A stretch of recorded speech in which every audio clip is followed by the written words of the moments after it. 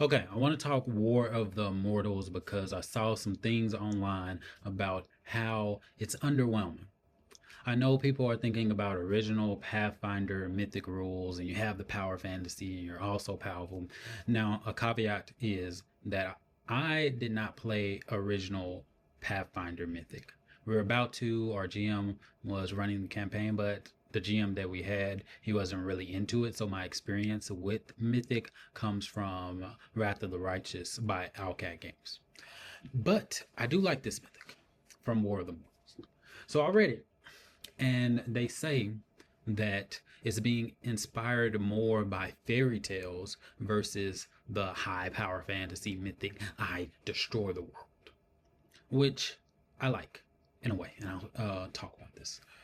Now, when it comes to fairy tales, if you read any fairy tales, I'm familiar, I'm not a fairy tale expert or Greek myth expert, but from what I understand, these myths and these folk tales kind of bend reality in a way.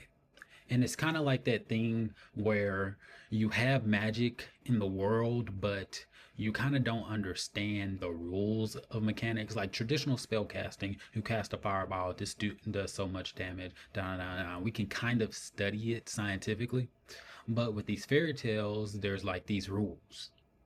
And these rules, if you follow these rules, you have power. You're strong within this rule set. You're not all powerful. You're not omnipotent. But within these rules, based off of this, you can do some crazy things. You can break the laws of realities, but you follow these rules. And I found that most evident when going over the mythic callings. Now, I want to show you this real quick. This real quick. So this is probably bad for, I thought it was fixed better. I'm going to just zoom in, little technical difficulties. But I've been translating the mythic content from War of the Mortals to Aetherbound. And I'm doing this because basically Aetherbound is based off of the Pathfinder second edition system, but with some changes. For example, mythic points right here. I'm not replacing hero points because the way I did hero points is that hero points aren't a resource you get at the start of every session. Hero points is something that you calculate from the start of the first session of the campaign to the very end. It's like a score tracker. How many heroic deeds have you done? And I'm incorporating villain points. I need to get the exact rules for those, and I'm going to have a little karma system mixing and matching those because I did love the Renegade and Paragon system from Mass Effect 2. I still need to go back and play Mass Effect 3, but let's not get out of control. So I have the hero points, but I also have mythic points. That's one major change. Also, mythic proficiency. Mythic proficiency in War of the Mortals give you 10 plus your level. So it's a step higher than legendary proficiency. But the thing is, when you get higher levels and higher levels, the difference isn't, the difference starts to wane a little bit.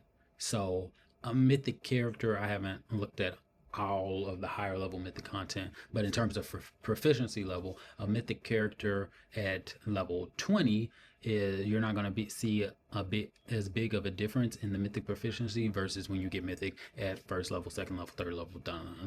I decided to give them, I'm trying to decide between giving them 6 plus or 4 plus. Right now I'm just starting about 4 plus, even though they're supposed to be kind of powerful, but I'm giving them +4 to whatever role they make whenever they get proficiency. So no matter what level, you always have that +4.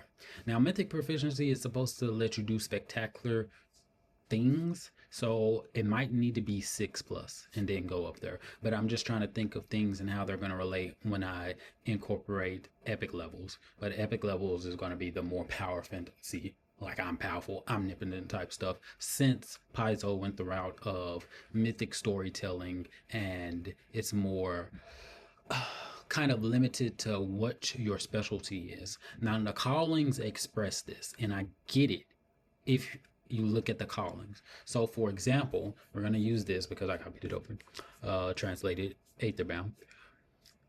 Oh, and you get this rewrite fate ability. That's pretty cool. I do like that. But the callings. Let's just talk about the artisan's calling. And then we're going to do one called the, not the handler's calling, which is evidence too. So basically, You'll get a mythic point the first time you critically succeed on a craft check. In the War of the Mortals normal one, I think they put repair. They didn't have both of these, which I was thinking, isn't that a kind of an oversight? Now, the way I think of it is that they don't expect you to be crafting every day. I think they're thinking crafting is like, oh, you're crafting a long-term project like a sword or stuff like that. But craft could be, let's say you're an alchemist. Alchemists use craft. I'm gonna have an Aether Bound after I get into the skills and the professions. I'm gonna separate them. So you have alchemy, and then you have enchanting and stuff like that. But that's later down the road. So you'll recover mythic point that way.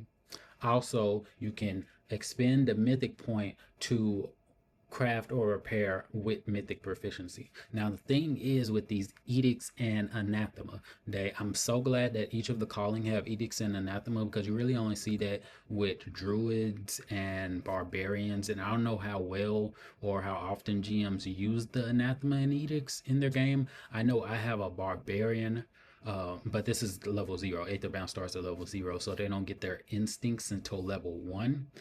This is for the Mythic campaign, and they don't actually go Mythic until level 1 as well.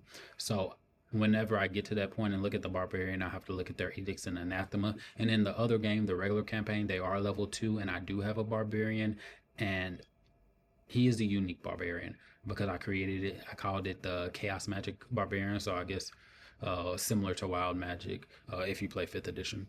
But here's the thing. If you do an edict, if you follow an edict, then I think you get a mythic point. I know if you don't follow the anathema and you do one of these things, you lose all your mythic point. So basically, if you go against your nature, you lose your power, which is kind of similar to stuff from mythology. The gods are the gods, but there's a little difference and there's a benefit in being a mere mortal.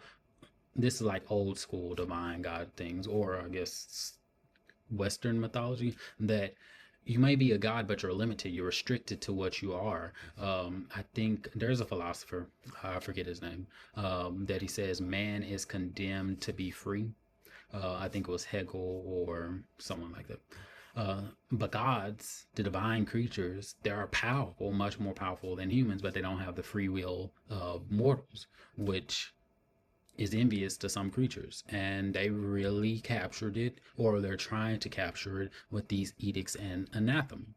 So if you destroy items crafted by other artisans, then you lose all your mythic points. Of course, you can get mythic points back, but you lose your mythic power, because you can't do anything mythic without mythic points. Turn down a sincere plea to repair something that has been broken. Okay, you're fighting an enemy. Your enemy makes a plea to you to repair something. You cannot deny it. Rules as written according to it. And I would say, based on just what I'm looking at right now, that I would go with this. I would say, okay, if an enemy comes to you sincerely to repair the item, you have to repair it or you lose your mythic points. I'm not saying you have to give it back to them, but I'm just saying you got to repair the item. Now, this comes into, because one of my players asked this question, going into the handler's calling, because one of the anathema is initiate combat when an animal or beast in its natural habitat. So initiate, because when I was rewording the things, I didn't want to change the word initiate, because that's a key word. They use initiate. That means if you start a combat against an animal in their natural habitat, you use all your power because you're a handler. You're like friendly to animals. You don't want to do this. You're not a hunter. But if they attack you, you can kill them. You can fight them. You can get in combat. But another thing, kill an animal or beast if there is an option to let it live. If you fight the beast, you have a chance, it surrenders, but then you're in the heat of combat, or it makes some movements that make you think that it surrenders. You can't just say, oh no, this guy attacked me, this